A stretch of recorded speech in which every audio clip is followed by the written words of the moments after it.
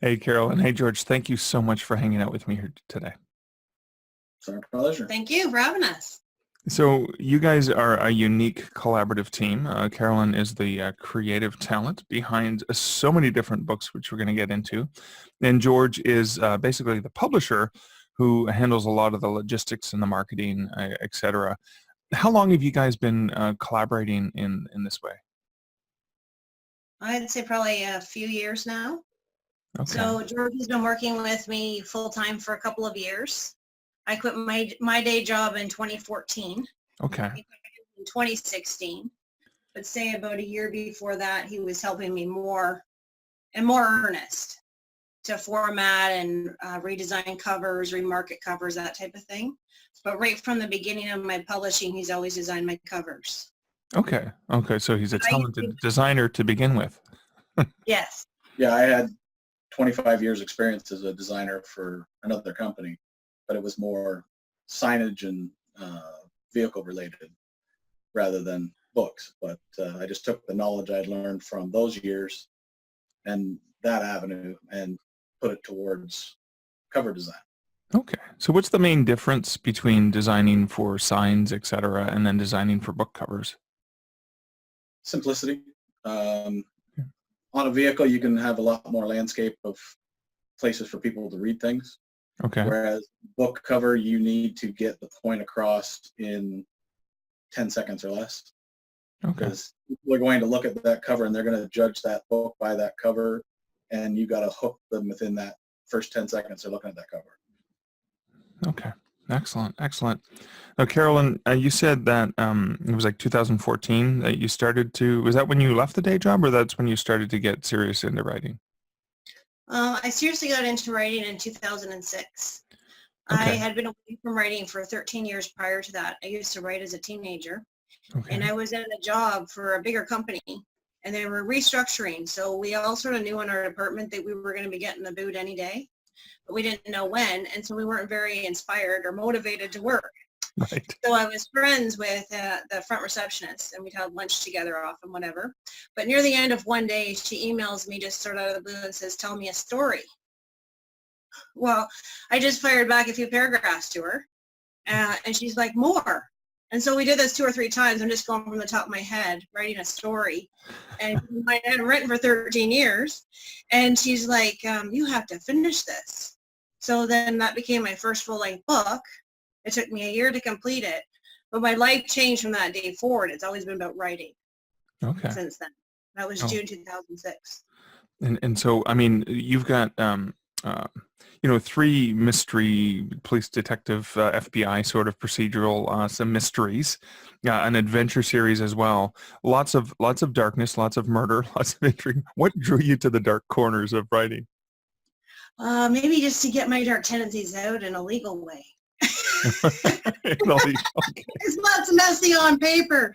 I don't know. I guess it's like writing's therapy, right? You've heard that said, I'm sure, before. Right. And it's just sort of a way to explore different facets of the human mind, I feel. Okay. You get into characters, you get into the minds of serial killers, like in my Brandon Fisher series. You try to have like a little understanding, basically. Okay. Not obviously an acceptance of this, but you know what I mean, a little understanding into the psyche of these people. Okay. And I have to ask, when you pen a mystery or thriller, do you always know the murder or the ending? Is that something that's always known in advance, or is that something that you discover along the way? It's rarely known in advance. So yeah, I investigate with my investigators. Oh, okay. So you're figuring it out with them. Okay. Yeah. So it involves a little more heavy lifting on the other end with editing and that kind of thing, but it's a fun process. It's like magic is what I call it. Oh, excellent. And it seems like you guys have magic between the two of you in terms of the way you've divided it. So you got into it, starting getting into it full-time 2014. Now, George, with a background in design, how did that happen? So you started with covers, and then what was the next step? And how did you guys realize that you were also going to do this full-time? Because that's a pretty awesome thing. Well, that was sort of my intention from the start, to write full-time, right? Most authors are like, they have that dream and it feels like a pipe dream, right? But I just really kept it solid in mind that was my intention, was to write full time, and I was fortunate enough to realize that manifest. Okay. And with George, Yeah, it became the part where the one year Carolyn wrote 10 books. And because she was writing so much, she didn't have time to do the formatting of the books. Okay. So she kind of asked me to step in, and I know the Adobe family of software quite well, so I learned one of the Adobe software platforms to be able to do the formatting in design, and started to format the books for her so that I could take that off of her plate so she could keep writing. So once I got into the formatting side of it and doing it for the EPUBs and the movies and the different print versions, and that started to take up a little bit more time than just doing cover designs, which they take their own time, but the formatting, get it to look as professional as possible and have it a consistent look across all platforms, that's what takes the time. Okay. Okay. I think he was ready for a change too from what he was doing before, because he had been in it for 25 years or something. Yeah. Right. Working in the graphic industry for like signage and vehicles and stuff like that. So Okay. So he was ready for a switch. you guys both work from home now, obviously. Yeah. So do you have separate offices? Like, is this the marketing and production and logistics office, and this is the creative suite, or how do you divide that up? Well, the funny part is, like you mentioned, I'm the creative, but I have to say he's creative too. So it's just different ways, right? Yeah. For say the first 6 months or a year. First year. Okay, we were both in one room, our second bedroom. Okay. That we could turn into an office for me when I quit my day job. And so there were two of us crammed in here. Well, where I sit, I could see George's monitor. So I'd be like, what are you doing, George? What are you doing now, George? Micromanaging him, so it would drive him nuts. And then I was having a harder time, focusing on my books and getting into my world with him just like right there. And he couldn't stand the clickety, clickety, clickety. So one day, like, I don't know how to say this, honey, but you got to move out. So he got the boot to the main level. So he's set up down there now with a nice office space. And When she's writing those 10,000 word days, that's a lot of clicking. Yeah. And the noise canceling headphones just don't do the trick even. No, they were doing the trick anymore. So I'm glad you mentioned, George is creative as well in a different way, right, in terms of the stuff that he does. And I think one of the creative things that I've seen you guys do is the creativity in marketing, because it's not just the cover and the blurb. It is the strategy and the planning and the keywords and all of and again, a wonderful combination of creativity and analytics. George, I've seen you do in-depth analytics. And so what I'm really, really curious is, we always think of it as beginning with the book and the story and the detectives and all the mystery and the intrigue, and then leading to the marketing of it, et cetera. But because you guys are together all the time, does that cross over? Does the marketing sometimes inform something about the book itself, or do you keep that separate? Oh, I write the book and then we talk marketing. Okay. All right. Sometimes there's certain things in the headlines that inspire ideas for Carolyn's writing, but and there's times that we'll sit around and we'll spitball ideas of what the killer could do and how it could do it, and we have those fun little sessions where we'll just sit around and talk for an hour or two, and just it becomes real fun. Yeah. So like in my novel, In the Line of Duty, it just so happened that around that time, and I had written it before, but it just became really sort of a hot issue in the media about police brutality, and people were uprising against police and all of this sort of thing, and police were getting a really bad rep.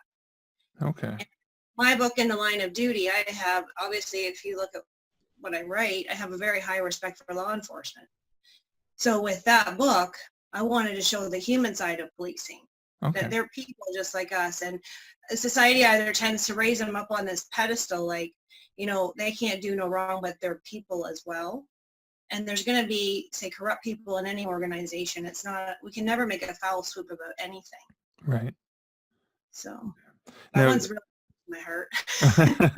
Would that be a good novel for people who haven't read your work to get into your universes? Would it be? Yeah, would that Yeah. be a good first book for people to check out? I say it's the one nearest and dearest to my heart because of the message in it. Right. It's hard to choose one of your babies to say start here. Yeah, of course. That book is very emotional. Yeah, Right. I've had people write and tell me that they just, in tears and that at it. So Because there is a whole the funeral in the thing. line of duty funeral Right. Right. chapter that is quite emotional. Okay. Carolyn had done a lot of research to make sure that the procedures and everything that would be taken on in that funeral were accurate. And not only that, the entire book was actually Madison Knight, as the series goes along a bit, she has a love interest in a SWAT leader. Okay. So I didn't know a whole bunch about the SWAT aspect. So I wanted him to have a bigger role in this book in the line of duty. So I actually reached out to somebody who was a contact of mine, and he actually works in that. He works in ERT and SWAT. So he read the whole book, and he marked up different things and said, oh, this isn't accurate, or this isn't how, or this is how you should do it. So it was really informative that way. Okay, that's cool. And that's the thing is, your books have been touted by law enforcement as accurate and entertaining. So the wonderful balance between the two. But that you have the trademark, police procedurals respected by law enforcement. So you talked about reaching out to SWAT or emergency response team. What other sort of communications do you have with those who know, who can help you shape the story? Well, when we were trying to sort of sit down and figure out a brand for myself, something that would sort of sum me up, we came up with the two lines being whatever your taste in mysteries, it's covered and more. Yes. To cover my action adventure series and whatever I might feel, inclined to write in the future. But with the police procedurals respected by law enforcement, it came about because I had received a lot of emails over the years from actual law enforcement officers, either currently in the field or retired. Okay. Who emailed, this character describes me to a T, or the procedures in this book were spot on. And I get a lot of those emails, so it's like, that's how we came up with that brand. Okay. So when I remember I was talking to Peter James a few years ago, and he said that he had a constable reach out to him to talk about how he enjoyed one of his books, and then that person became sort of an assistant or a companion who he could bounce ideas off of and say, would this be accurate? I mean, because you've heard from so many, is that something that you can do and say, hey, your specialty is this. Can I ask you a few more questions? Yeah. I have a spreadsheet with different people in it. So, and I have contacts in forensics. I have contacts in the FBI, contacts obviously in the police department. And the cool part about the universe and the law of attraction, I'm going to preach here a little. But I was working on remnants, and there's body parts that float down the river and remnants. So there's different body parts. So I never really had to work through autopsies on a body part, or what would they do? How would they approach it differently? So we weren't talking skeletons. We were talking still with flesh. And it just so happened right around that time when I'm going, I really need a coroner contact, that this woman reaches out to me, and she's like, I really loved your book, Sacrifice, and if you need anything, have any questions, I used to be a coroner. And didn't it turn out that not only was she a coroner in the past, but she also worked in the same county where I based remnants. Oh, wow. That was fortuitous. No, it's wonderful. So she knew the exact facility the autopsies would be done in, everything. The organizational structure. Oh, that's fantastic. That was serendipity right there. Mm-hmm. It was. So speaking of connections, you have connections with law enforcement, and obviously that respect your work and also assist with accuracy, ongoing accuracy. But you also have a really deep connection with your fans. You have a very engaged fan base, and what do you attribute that to? Is it the newsletter, the blog? How did you curate that? Oh, that would have been it's not an overnight thing, that's for sure, for writers watching this. It's something that's built up over time as a platform, you just build on top of it. So it started with I believe, a blog that I started that was my writing journey.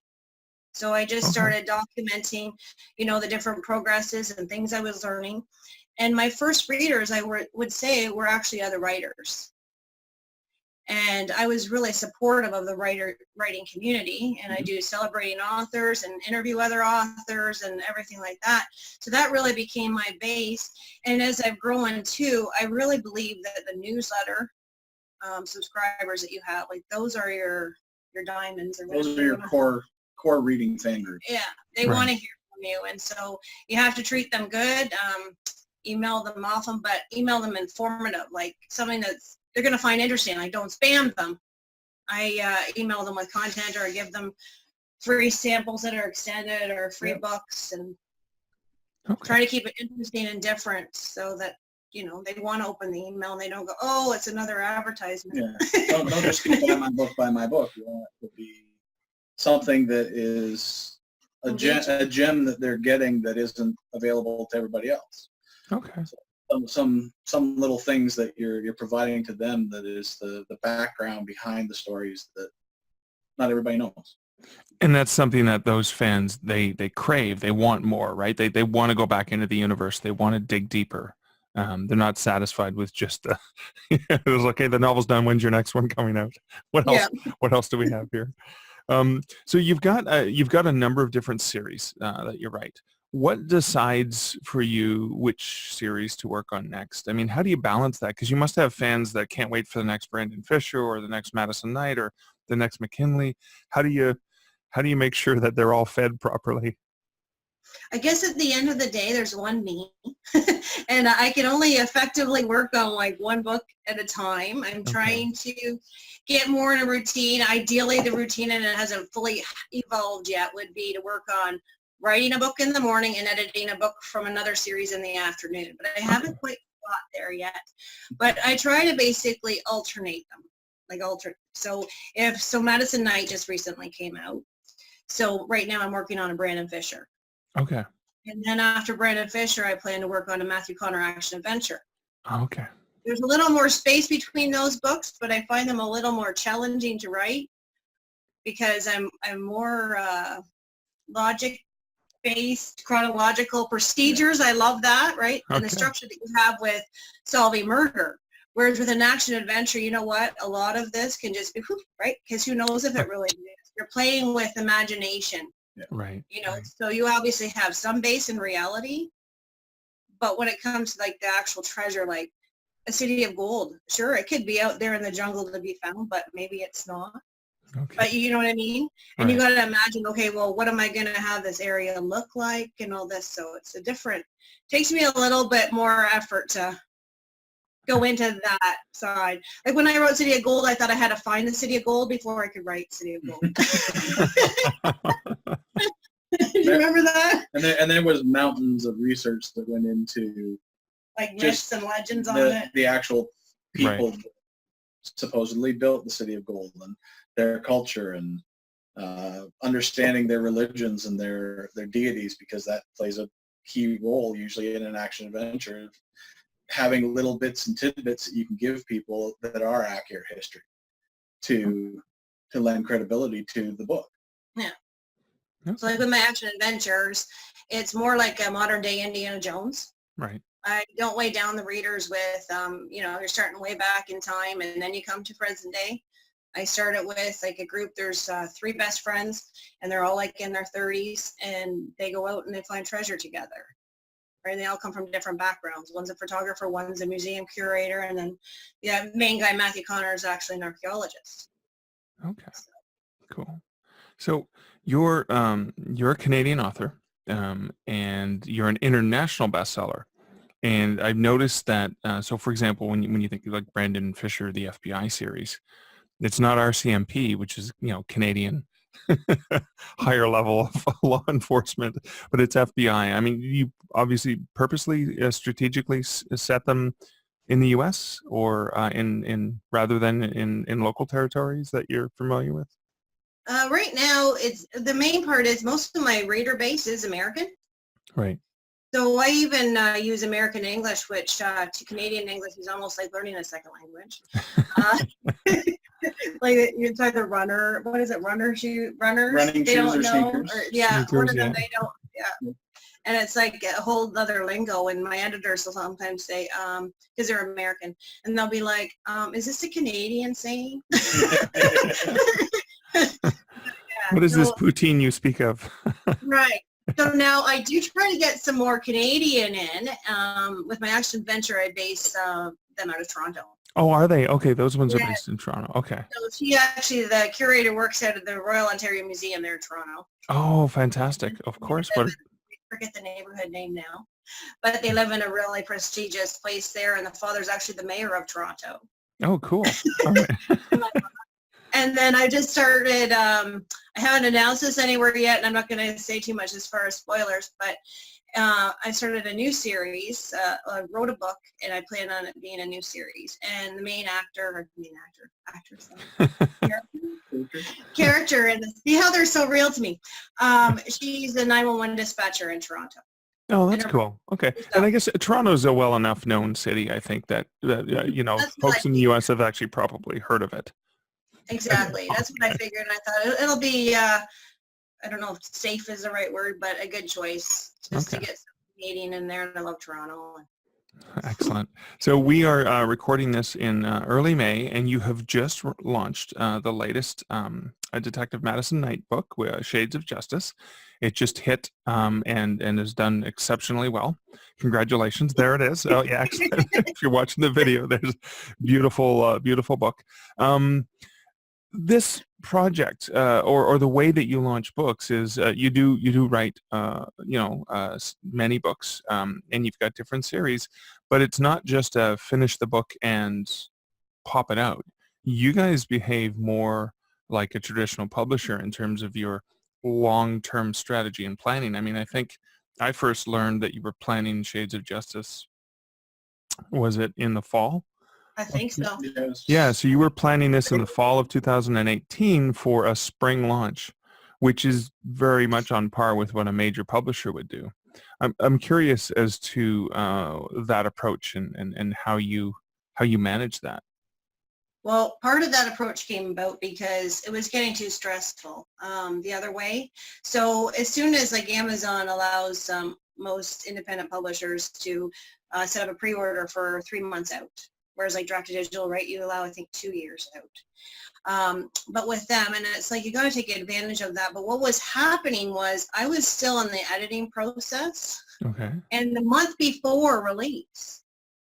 Well, in order to get reviewers, even bloggers or anyone, you have to at least give them a month and a half. Like, and I mean, if you're wanting to get into magazines or even approach magazines, you got to be even further, 4 to 6 Publishers months. Weekly or any of those ones, right? Yeah. Yeah. Okay. So it just got to the point where I was like, oh my goodness, okay, George, you have the, here's the final file, get it up formatted, get it uploaded before, the pre-order day hits. Yeah, before the 7-day cutoff period where you're not allowed to upload it. Right, and before I think it used to be 2 weeks. Yeah.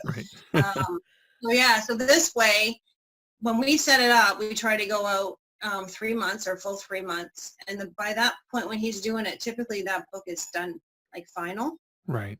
Okay. When he uploads it. Now I say basically final because I'll usually go through it again, right? Or if I find little things or things come back from early reviewers or something, or they find it, then we fix it. But it's mostly finished, and there's a lot less stress that way. That way, when we put the arcs to the arc readers, They're in really good it's shape. as close to a finished product as possible, Right.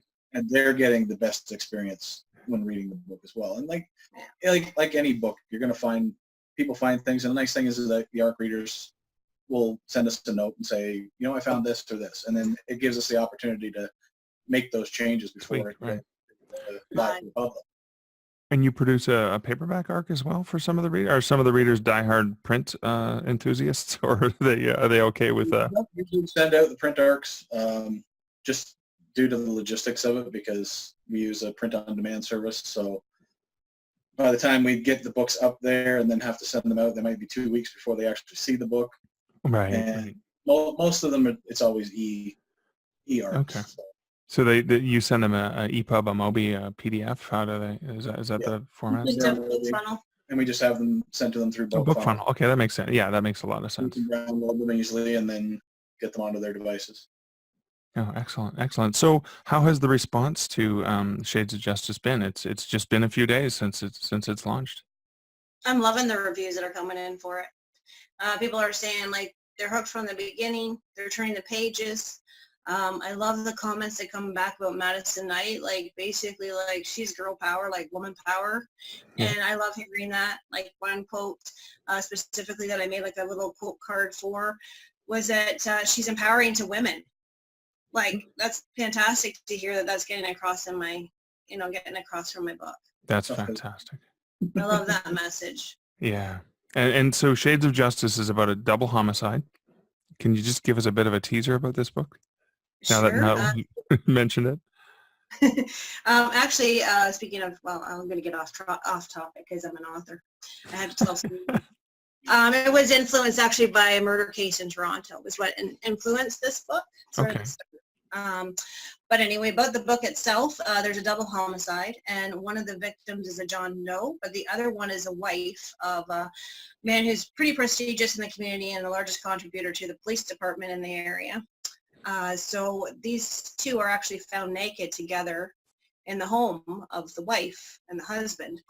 So the sergeant is all about, preserving his contributor to the Styles PD. Right. Madison's about finding the truth, no matter what she digs out, no matter what skeleton she finds in closets, to use a cliche. So what she has to do then is she really has to learn how to look at the case and the evidence without prejudice and be courageous enough that she can stand up to the brass and be like, you know what, I have to pursue this angle. It's just to be treated like any other case, no matter who this man is. Oh, that's fantastic. That's fantastic. And you said that was inspired by a murder that happened in Toronto? The Sherman murders. The double homicide. The double homicide, and they were found in their home. Ah. A billionaire. Yeah. Okay, cool. Excellent. Well, we'll probably include a link to that in the show notes for our American listeners who may not have heard that there's actually murders outside of their country. In good old Canada. And the last question, so, I mean, you do paperbacks, you do ebooks, but you also have a number of audiobooks. What's the process and how do you decide what books get turned into audiobooks? Well, we're just sort of dipping our toes into that right now. So we had one come out a little bit ago in the Line of Duty we did right away. It was obviously near and dear to my heart. So that was when we first took that leap into audiobooks, and then we've been away from it, but we recently been getting back to it. We have City of Gold now. We have The Secret of the Lost Pharaoh being made as we speak. 11 is in the works. Remnants was just done. Remnants was just done. And the same narrator is now doing 11. And we'll get him to do we're going to get him to do the whole series. Okay, that's nice. As we progress, since that's the goal, is to just, after 11's done, we'll give them Silent Graves and then Defenseless and just carry right on through and start at the very beginning. We're going to try and do the same thing with the Madison Knight series. We got to find the narrator we want to use for that one to start from the beginning of ties and work forward. And I imagine Madison Knight, that's probably going to be a female narrator, I imagine you're looking for. Absolutely, yeah. That makes sense, yeah. We have a narrator for In the Line of Duty. She was a woman, and she was fantastic. So Yeah, excellent. either you're getting her again or going another way. Okay, But it'll cool. be a woman. Excellent. And so you had mentioned that Brandon Fisher's next. That's what you're working on now? Or is it? Okay, cool. Excellent. And you have written some standalones. And how did the standalones come? Was it an idea you had that just didn't fit in one of your universes, or were they prior to starting to write series? I have one standalone novel, and it sort of came in between writing the series. Okay. So, Just like an different itch you had to stories. scratch? What's that? An itch that you had to scratch? That's right. And it was like one of those things I was trying to write and formulate the story one way when I was sort of thinking about it. And I was totally getting writer block. Yeah. And I'm like, okay, well, this isn't, so in this case with assassination of a dignitary, I'll give you a little background on it. I kept thinking that he was the good guy. As soon as I sort of like just released it, the story, and this is going to sound funny, but I saw a beautiful leaf on the ground. Okay, and I just got told, my mind totally went off my book because I was obsessing about this idea. And I started looking at how beautiful this leaf was. And then it was like, it just entered my mind looking at this leaf. He's not the good guy, he's the bad guy. Really? Yeah, because I just freed up my creative mind because I Right. just released it. And so he's actually a family man, former hitman for the mafia. So former hitman for the mafia turned family man, and now he's called back for one final job. Wow. Okay. It was almost, he was about to turn over a new leaf, and that's Yeah, he had actually turned over a new leaf for a few years, and then they came after him, and they basically, it's either do this job or your family's in danger. You become an accountant, right? Yeah, accountant, because, you know, accountants, you know, are so straight arrow. I can say that I have a little bit of my background. An accountant with the vault in the ground. Yeah. So I'd love to ask each of you, because you're now both doing this full time, what is the when you look back at it, what is the thing you did or the advice that you would offer to either, you know, a writer or, you know, a designer, creative marketing person, you know, to actually transition from the, you know, the passion job on the side to full time? What do you think? What would you offer advice on that? There has to be a balance between, well, first of all, they have to view it as a business because it is a business. But the second part of it is you have to have fun with it.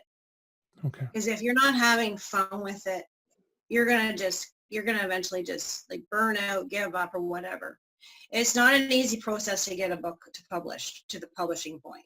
It's a lot of work, a lot of hours, a lot of sacrifice.